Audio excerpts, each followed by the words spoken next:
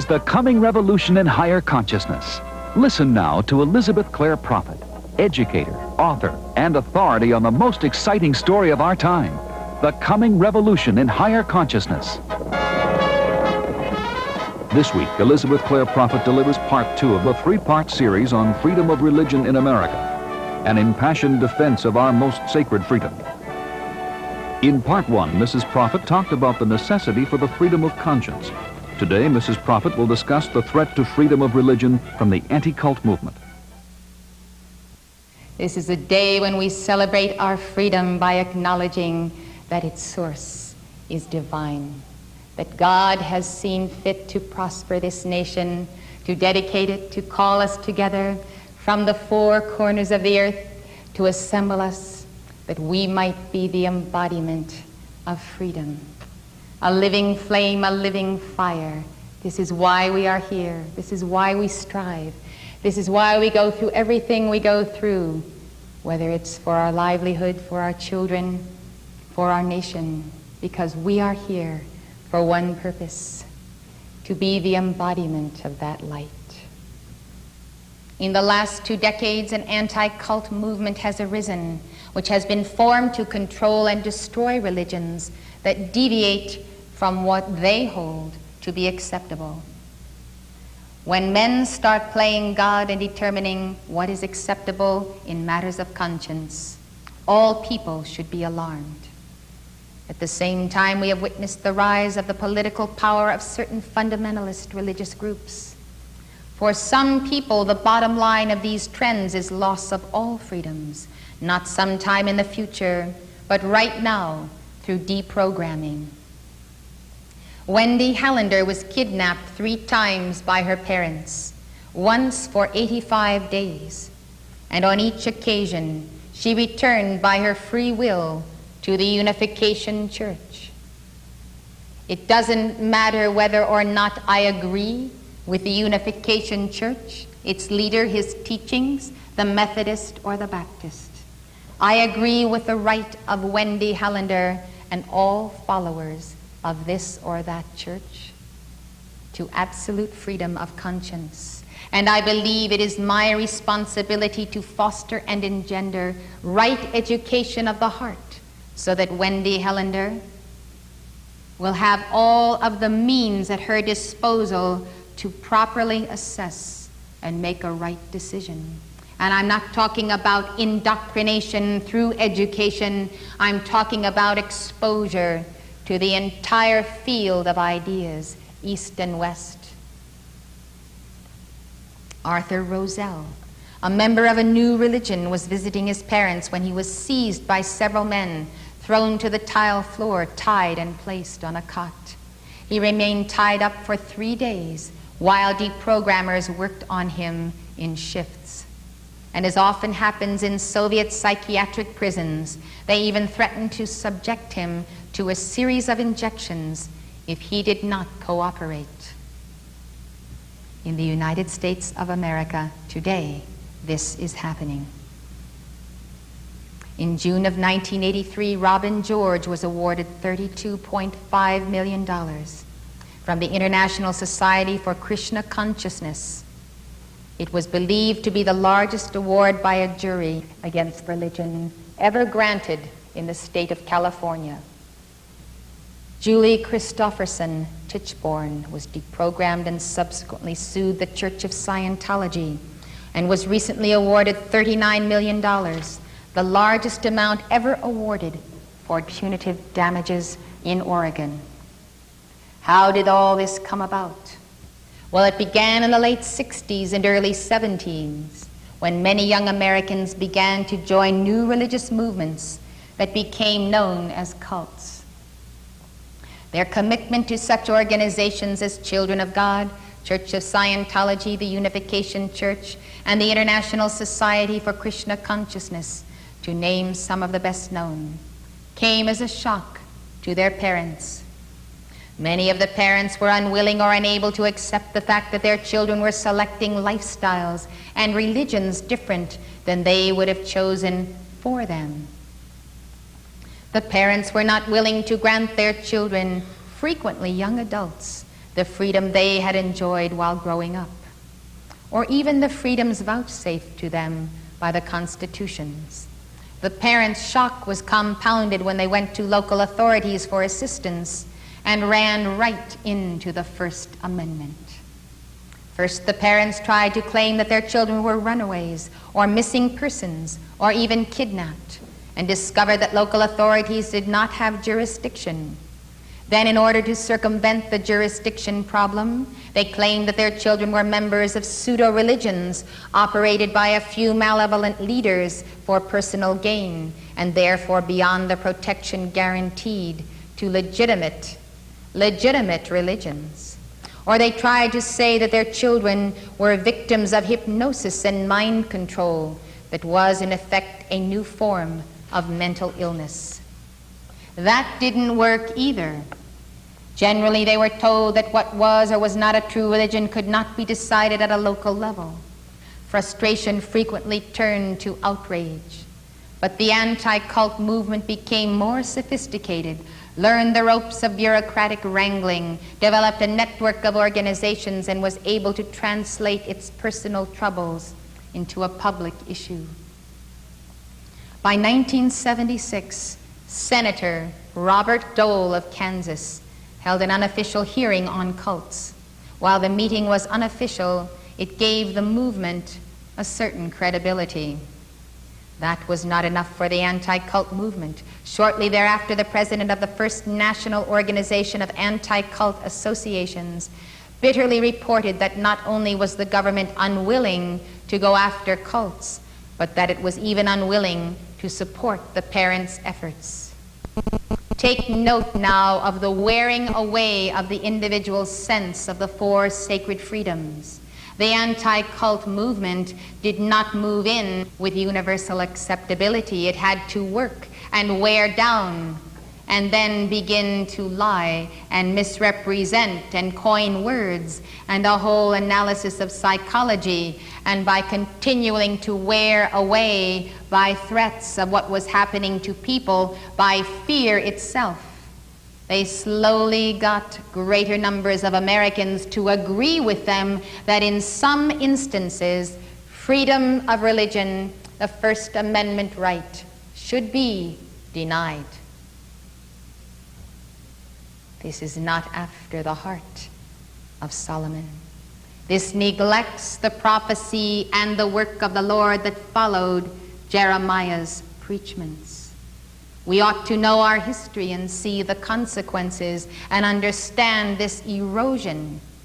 They had freedom of speech. They had a right to speak out. So did every other American, and so should they. But there was another factor. It was freedom of the press. And that freedom of the press was not always used for objective reporting. Frustrated, therefore, because they found that the federal government and other bureaucracies were not trained dogs, ready to jump through their hoops, William Ramber, president of the angry anti-cult group, which calls itself paradoxically Citizens Freedom Foundation, said in 1976, "We no longer will accept from those mandated by law to protect our rights the stock answer that nothing can be done at this time because of the protection of the Constitution. Only those individuals with no sense of justice could interpret the Constitution to grant protection at the expense of others." The anti-cult movement had other problems initially. One of them was apathy, public disinterest, and a talent for alienating other religious groups. Various lists of cults started to circulate. These included groups such as Hare Krishna, the Unification Church. It soon expanded to contain Jehovah's Witnesses, the Worldwide Church of God, the Mormon Church, charismatic Catholics, all charismatic Christians, and most yoga groups. One Christian tract held that because of their alleged Buddhist, Taoist linkages, the martial arts such as Kung Fu, karate, and Aikido were cultic and inherently un-Christian. Consequently, inevitably, Church Universal and Triumphant wound up in their lists. Ted Patrick, the original deprogrammer, said that Ruth Carter Stapleton, the president's sister, was one of the biggest cult leaders in the nation. It became difficult for them to decide just what was a cult. The American Jewish Committee's Dallas chapter decided Jews for Jesus was a cult and subversive to Jewish families. But conservative Dallas Christian groups thought the group was a legitimate mission. At this point, if the threat posed by anti-cult cults was not so bad, the whole thing would have been ludicrous. In fact, their behavior became downright loony. At one particular meeting where the status of Jews for Jesus was being debated, someone decided to play devil's advocate and critically examine the stereotype of a cult. Characteristics like deceptive fundraising, an exploitative leader, and communal group lifestyles. The discussion soon broke down and the analysis was abandoned because the various cults failed to fit the prevailing cult stereotype. Instead, they started to operate on, I'll accept that group as a cult if you'll accept this group as a cult basis. You see, it really is a question of power and vying for power. You begin to see and realize that what is at stake here is a fear and a frenzy, on the one hand, of Satan and the powers of darkness taking our children to hell. But the other fear is loss of control by the establishment, this time the establishment of religion. And yet we have an establishment clause. We realize then that those seemingly benign pastors who bless their flocks and preach love really, in fact, are there for control in many instances. And the fear of loss of control became a power game, played out again. Let's get together and deny this and that organization as a cult to preserve our own bastions of power. Today, most anti-cult groups now have their own laundry list of signs revealing the mark of a cult.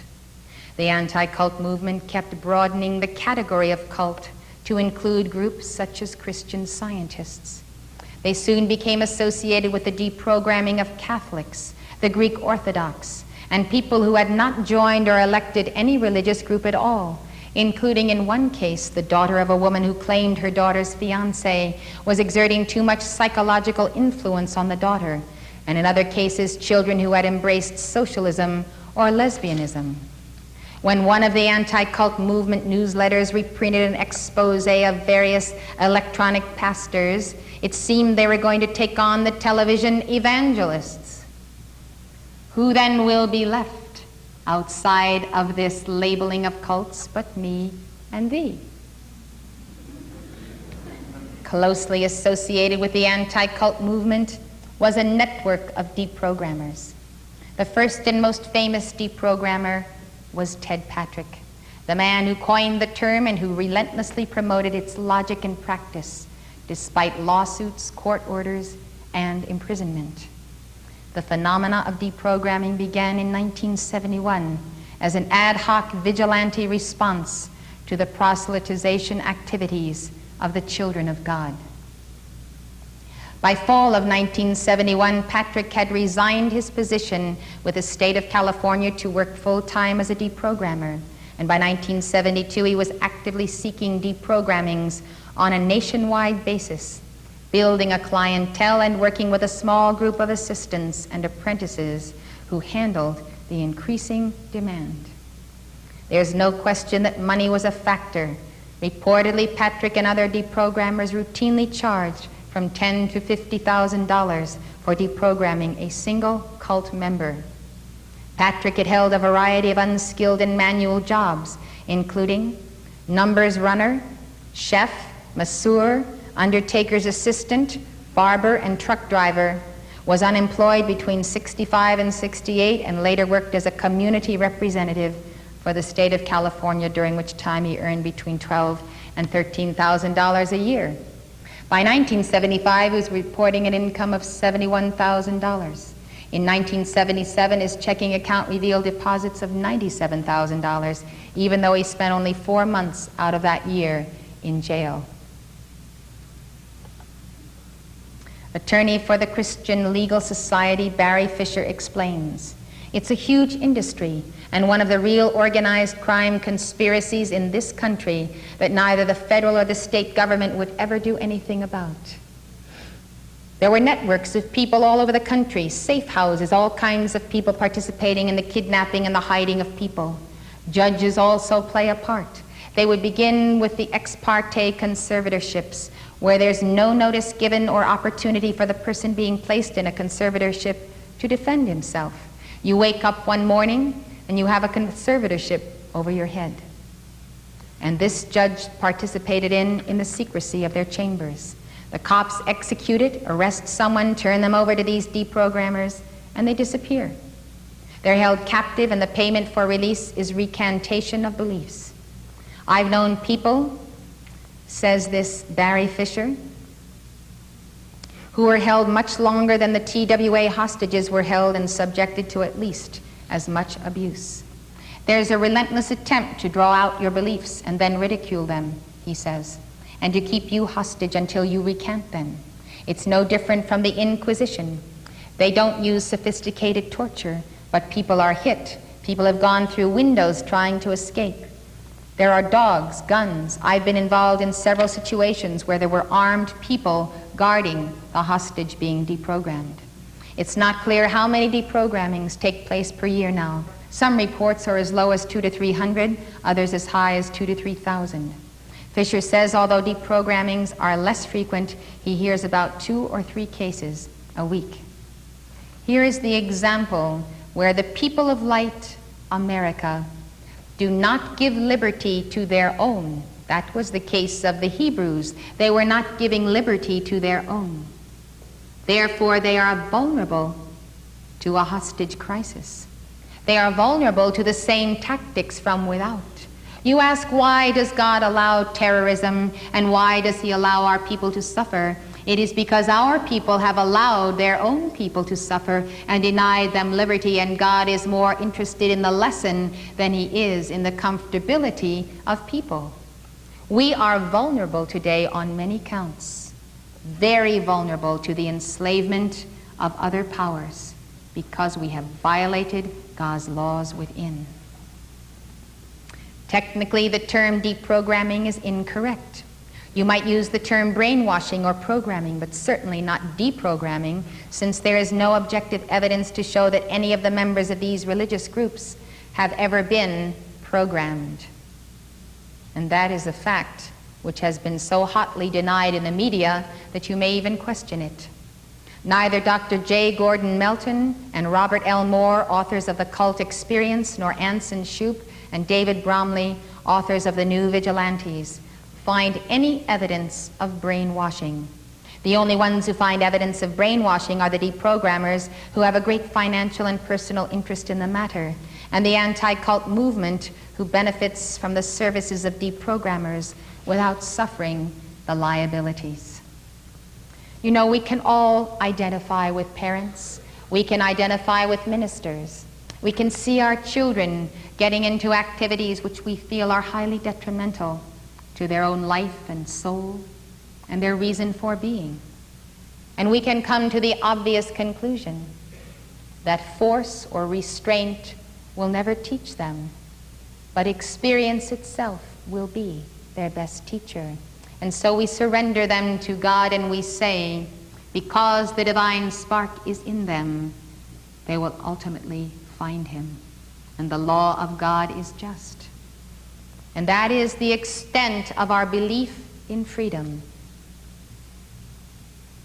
Parents and ministers who really contact God through the power of prayer ought to know that the Holy Spirit alone is adequate to rescue any and all who come under the devices of Satan. But you see, they do not have the lost word. They have not followed the true tradition of Moses. They have not received the empowerment of God when that power is needed to counteract the the forces of darkness. Having not the power of God, they resort then to human power, which is an anti-power, and in so doing they violate his laws. The whole anti-cult movement is full of Orwellian cliches. Heroic kidnappers deprogram people who have never been programmed. The goal of deprogramming, as the Citizens Freedom Foundation points out, is to restore critical thinking, free choice, and freedom of association, so the individual may make an informed and voluntary decision about his affiliation. In other words, they are kidnapped for freedom. But these factors are not the only factors in our choices in life. We have desires, we have feelings, we have loves, we have a heart. Our heart is principally the decision maker in our lives.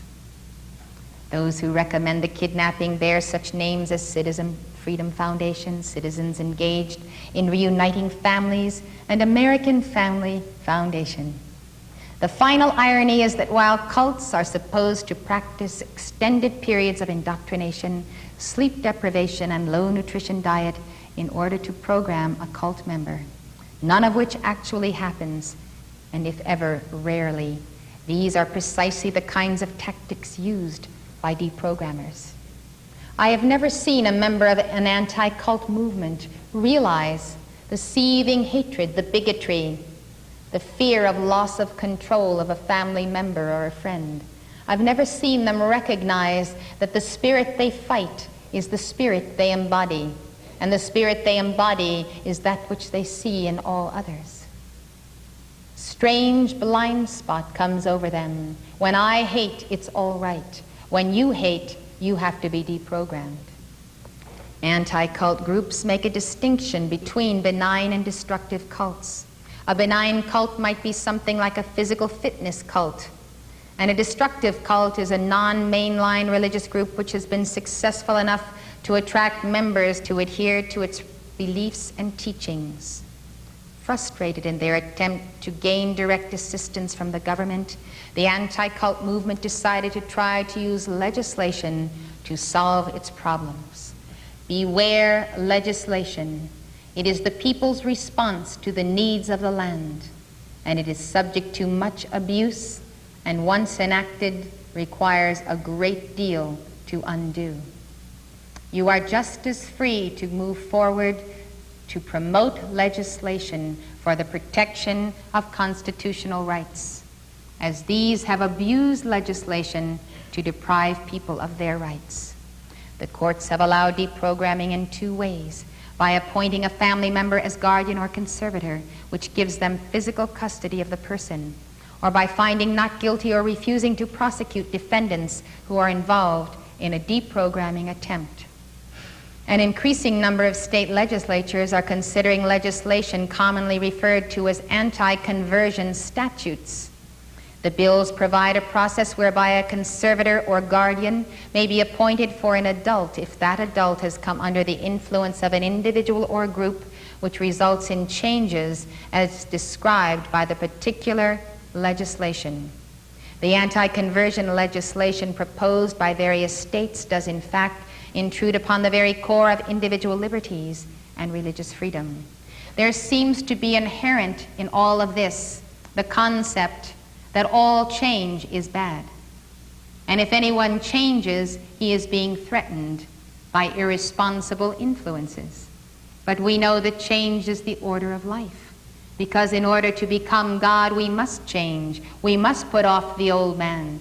Becoming a born-again Christian is indeed a change, and a welcome change in most cases. Consider the following case.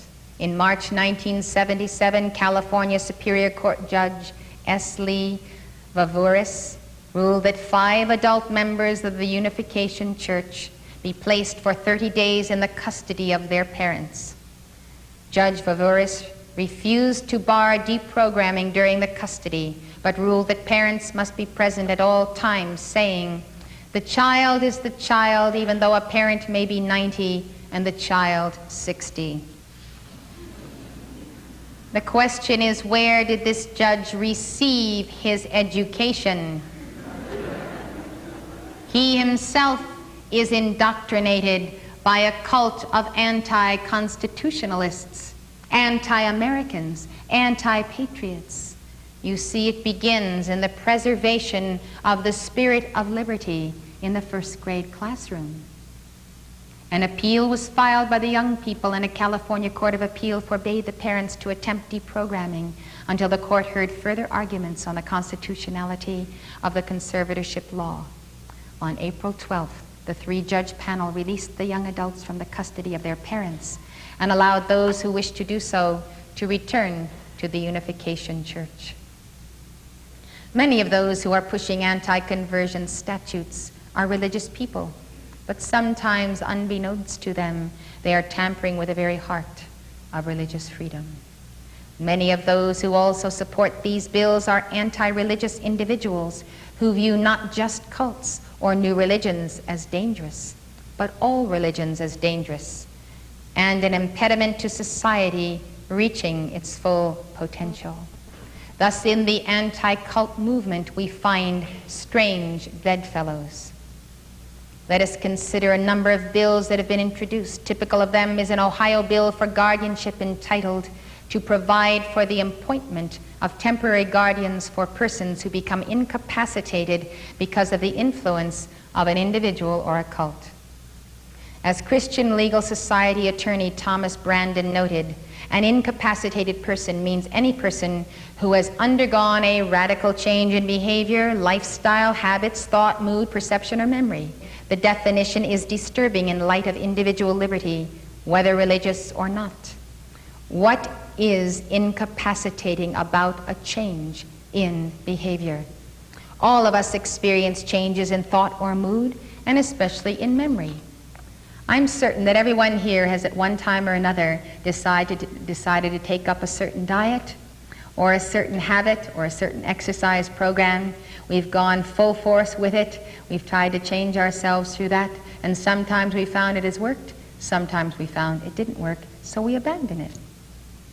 Don't we have the right to make mistakes?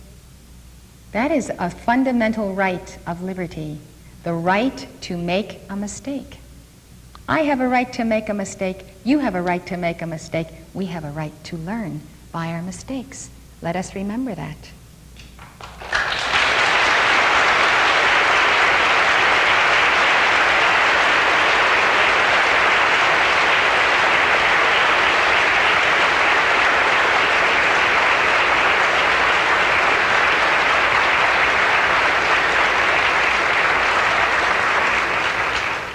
Subsection 2 of this bill speaks of a person or group abridging the incapacitated person's capacity to recognize reality.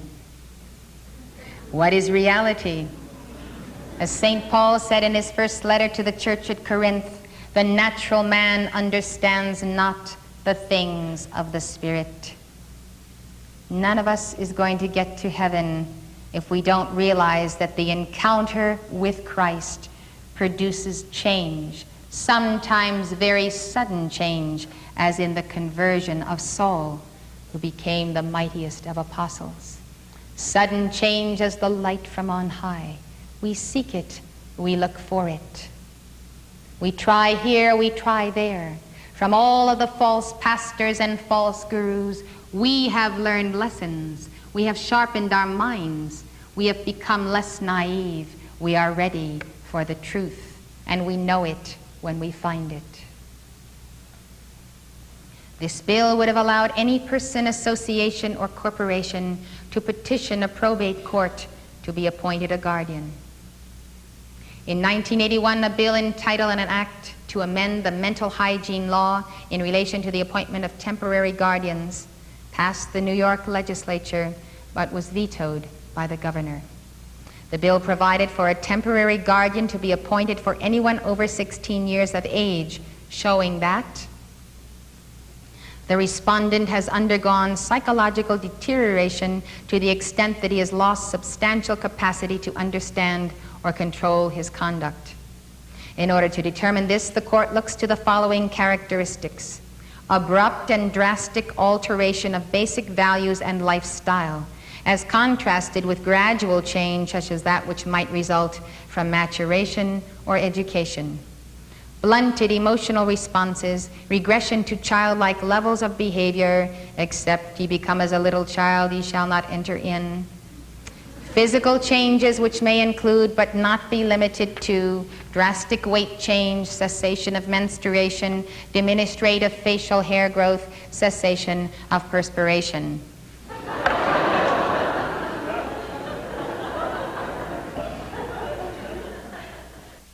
Dissociation, obsessional ruminations, delusional thinking, hallucinations, and various other psychiatric signs and symptoms.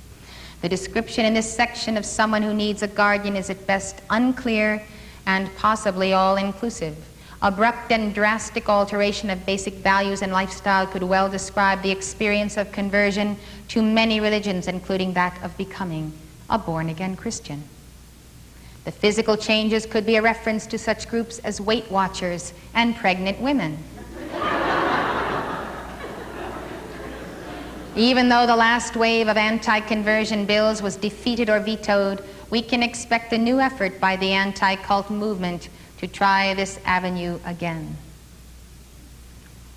To me, my understanding of the anti-cult movement was summed up in a letter written by a foe of this church for many years.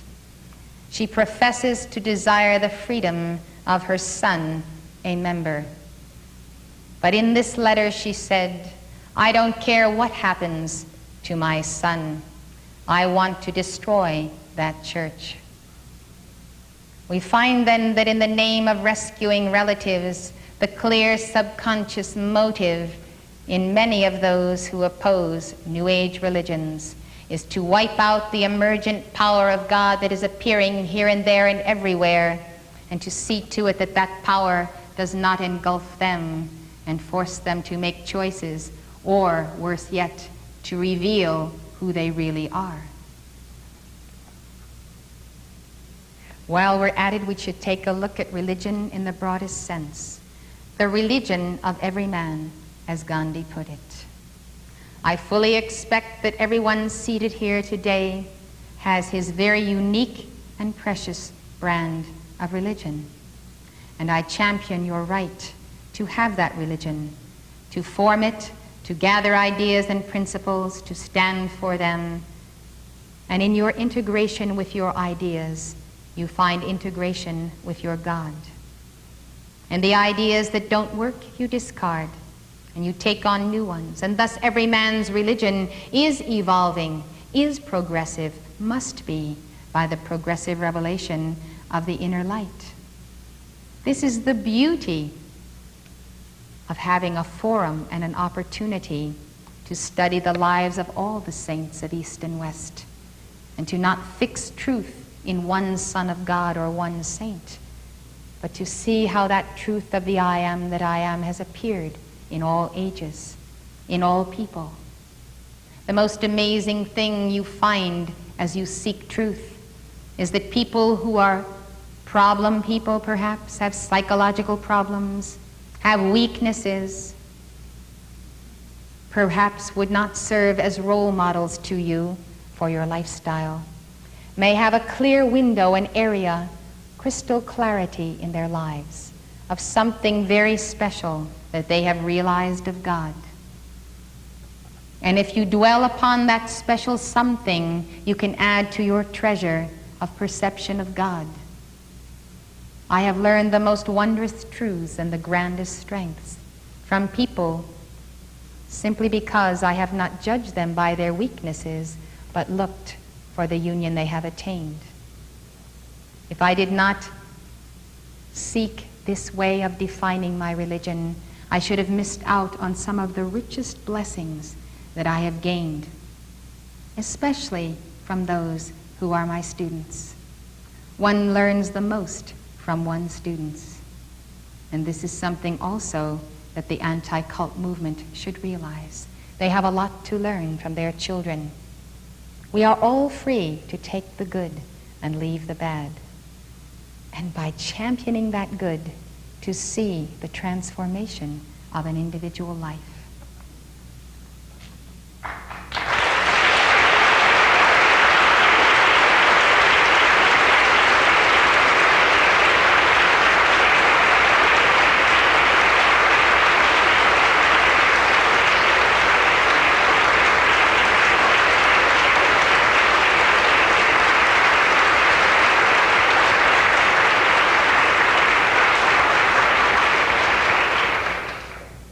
Without trivializing what we normally think of as religion, there are any number of things which occupy a special place in people's lives. And I also champion the right of the individual to have such a religion. These very occupations seem to have a magical power of transformation. They give people a reason for being, and people develop a reverential awe around these activities. They give them feelings of grandeur, complete with symbols and ritual, that have heroes or mythic figures and with which the average individual can gain a sense of identity and belonging while he participates with faddish or fetish devotion. Religion is intended to bind God and man. And if man is bound to the God in his fellow man through something he is into, then he is more capable therefrom of realizing his inner divine potential.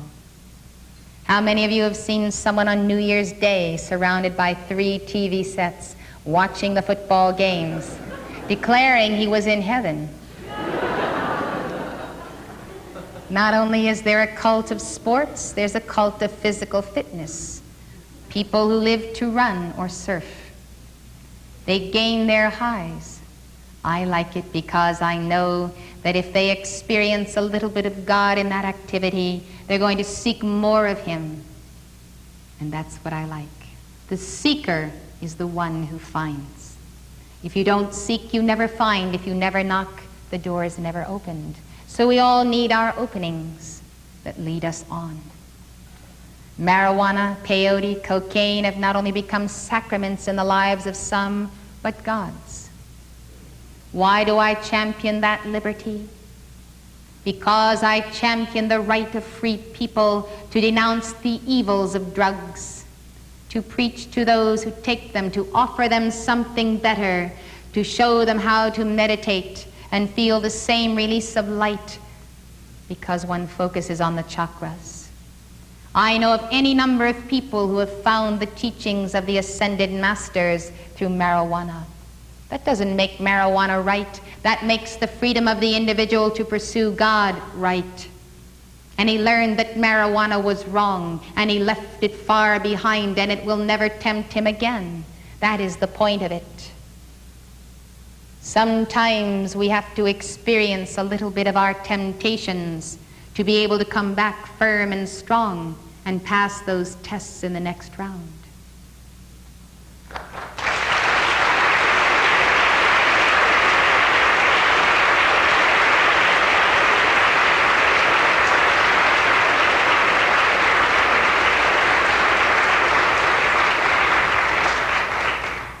There are any number of rock heroes who are the center of their own cult, most recently Madonna and Prince.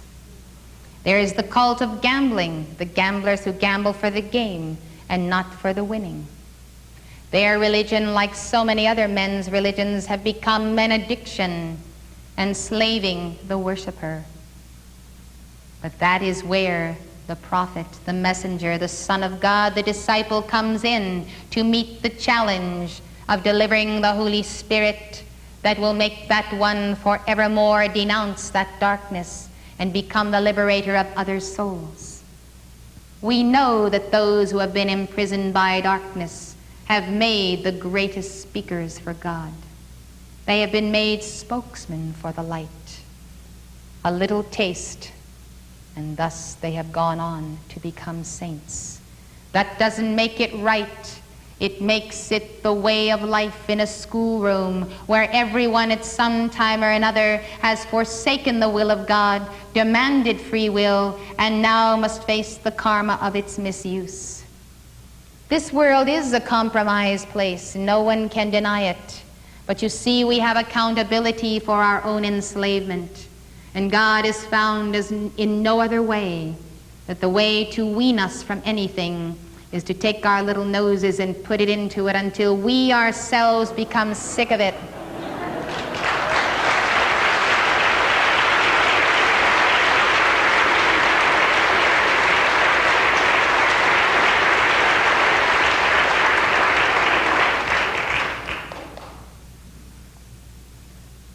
There are those who reverently file past Lenin's sarcophagus in Moscow, who belong to the cult of communism, which I tell you is a metaphysical cult. It has to be. The belief in communism has to be metaphysics beyond the physical plane, because they solemnly believe, profoundly indeed, that communism works, when all testimony of the five senses is to the contrary.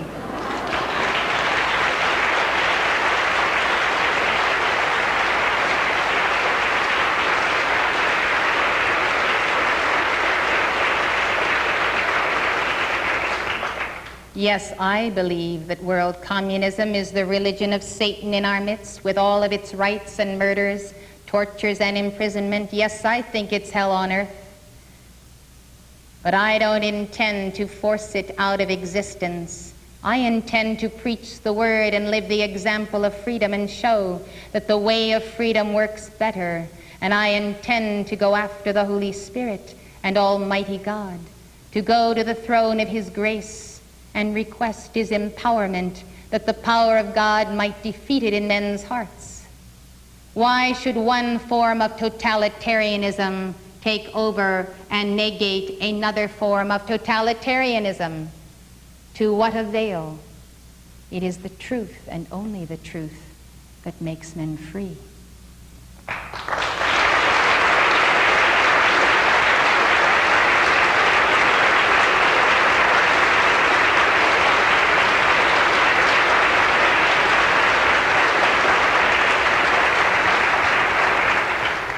How many communists and KGB agents in America today would like to defect, but their families are held ransom in the Soviet Union? They have come to a land of truth. Truth is our religion, and to preserve America as the place where all ideas may be examined is the greatest strength we have, so long as that tolerance is not allowed to be as treason.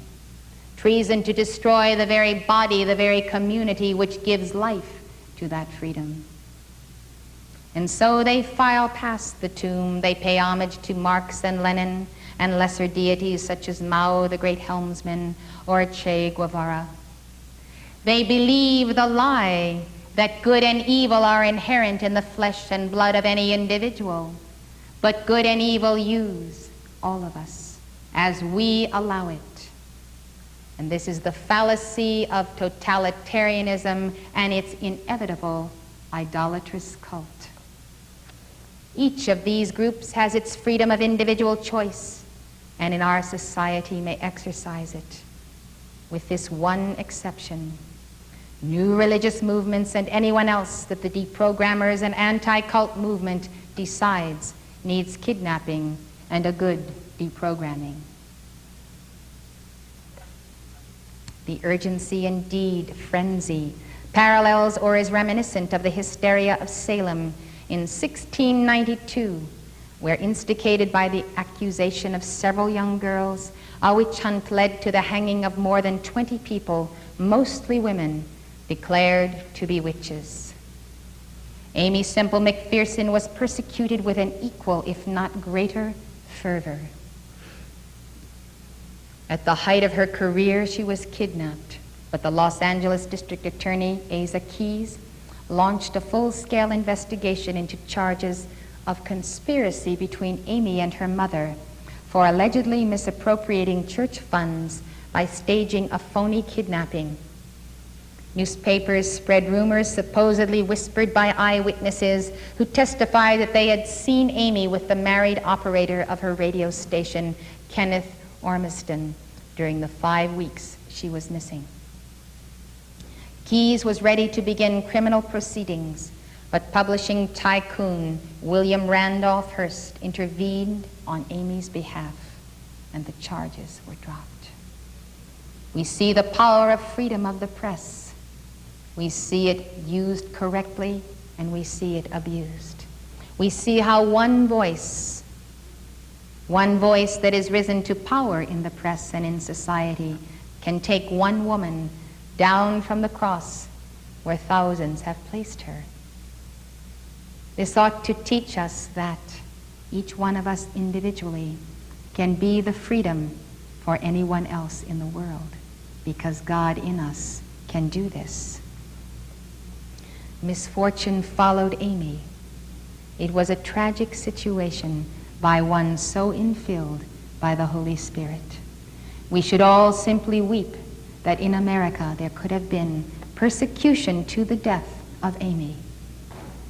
She died early in her 50s, so pressured by this condemnation, this persecution.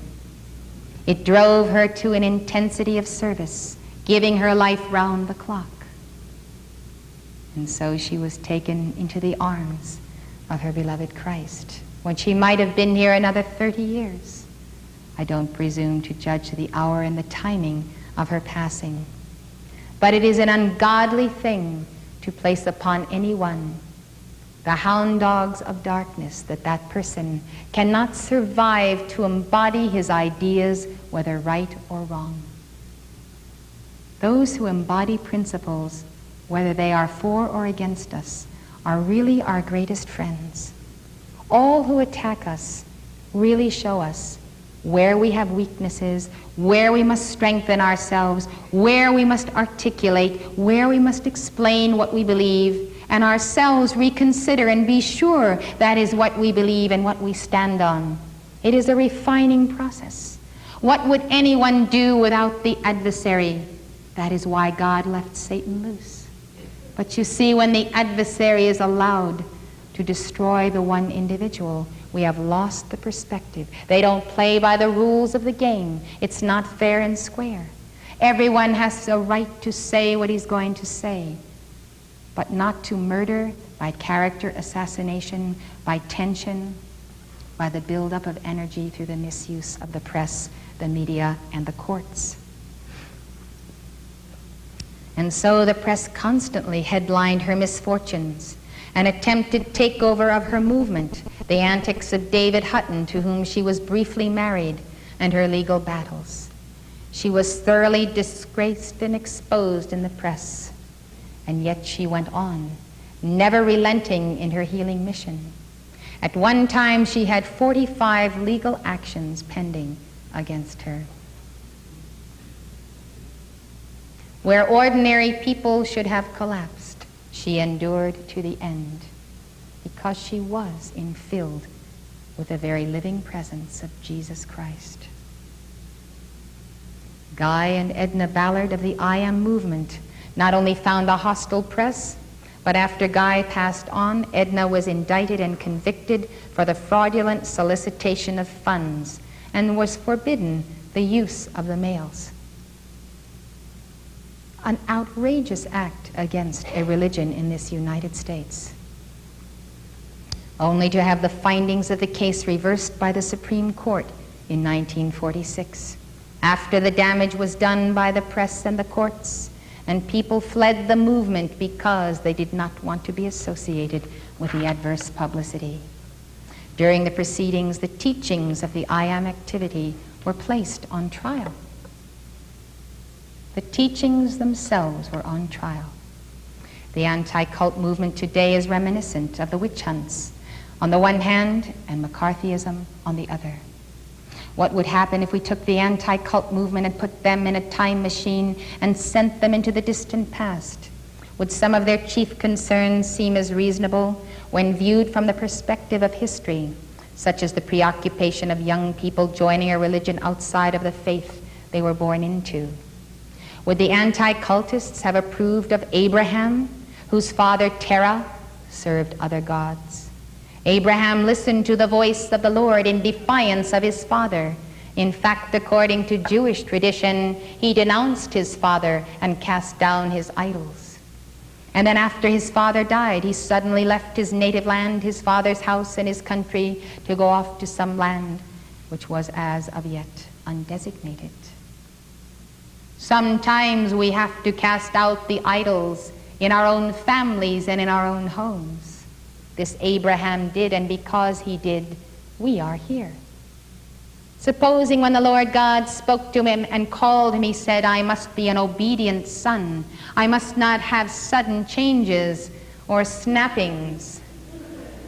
Just think of this, the price people have paid to pursue an individual path. Would they have said Jesus had used hypnotic control or unscrupulous recruiting methods when he saw Peter and Andrew fishing and said, follow me and I will make you fishers of men? And they straightway left their nets and followed him, left their father's livelihood, their way of life. And of course they were so persecuted, and the early Christians were persecuted. And Paul, before his conversion, persecuted the Christians because of this very power of conversion, which was given to Paul. And as soon as he had the power of conversion, he was persecuted. They fear the power, not the new religion, the power of change which God works in men's lives. No one wants anyone else to have more power of God than they have, but they don't want to get it legitimately. They don't want to get it by initiation. They don't want to get it by loving obedience. They simply want power, raw power, plain and simple, to control whomever they wish to control. One of the chief marks of a cult is that a cult is usually characterized by a leader who claims divinity or a special relationship with God. Would the anti-cultists be among those who told Jesus he had a devil, or among those who said to Moses, who made thee a prince and a judge over us, or challenged Jeremiah, or killed Zechariah?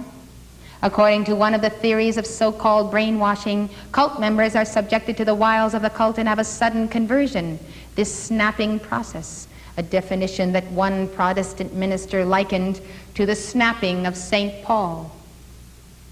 Cults, the cult watchers tell us, often encourage exclusivity and isolation. One famous cult leader said, come apart and be a separate and chosen people unto God.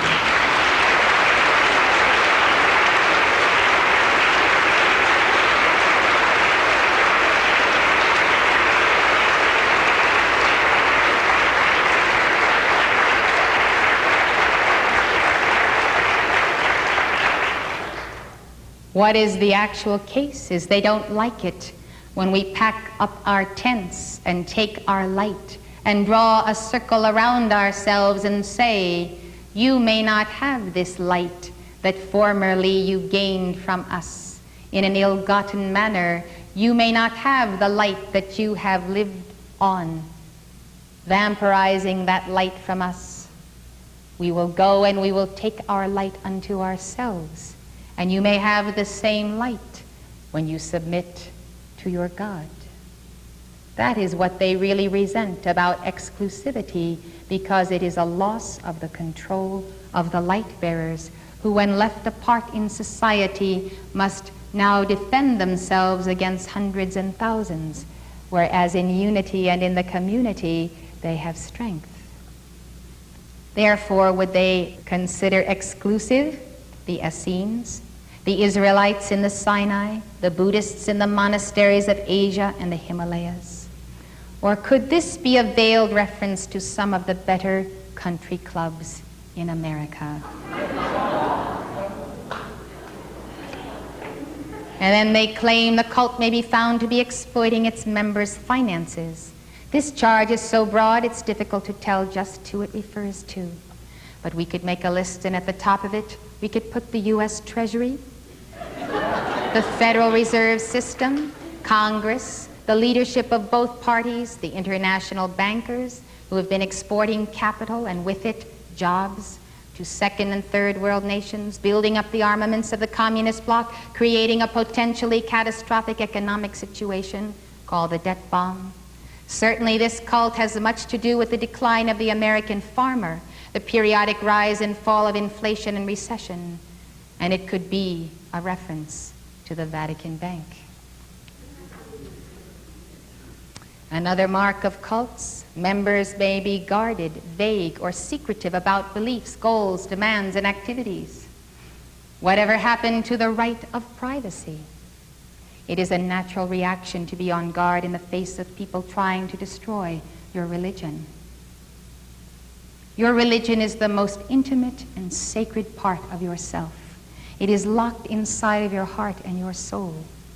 You need not bare and open your heart to the adversary who seeks to tear it down. The fact of the matter is that the anti-cultists are as jealous of their privacy as anyone else, a fact that seems to have eluded them. And the statement the cult may maintain members in a state of heightened suggestibility through changes in sleep and diet, intense spiritual exercises, constant indoctrination, and controlled group experiences. Could this be a reference to the expensive weight loss and physical fitness programs that are springing up for the wealthy throughout the country? Another supposed mark of cults is that members are preoccupied with fundraising, recruiting, and worship exercises. It's hard to tell whether this is virtually every church in the country, the electronic ministries, or just the Republican and Democratic parties. As ludicrous as all this may sound, it is arguments such as these which have carried the day in the press and that have started to attain for the anti-cult movement what they have not heretofore been able to attain through legislation or through direct recourse to governmental bodies constrained by the First Amendment. We see the erosion of the spirit of liberty in this nation in every area: freedom of the press, freedom of assembly, freedom of speech, and freedom of religion. Thus, we must be about our Father's business to preserve these on behalf of His sons. You've been watching Part 2 of Freedom of Religion in America by Elizabeth Clare Prophet. Don't miss Part 3 of this impassioned defense of our most sacred freedom, when Mrs. Prophet will talk about the hidden alliance between the anti-cult movement and the media. Check your cable listings for the time.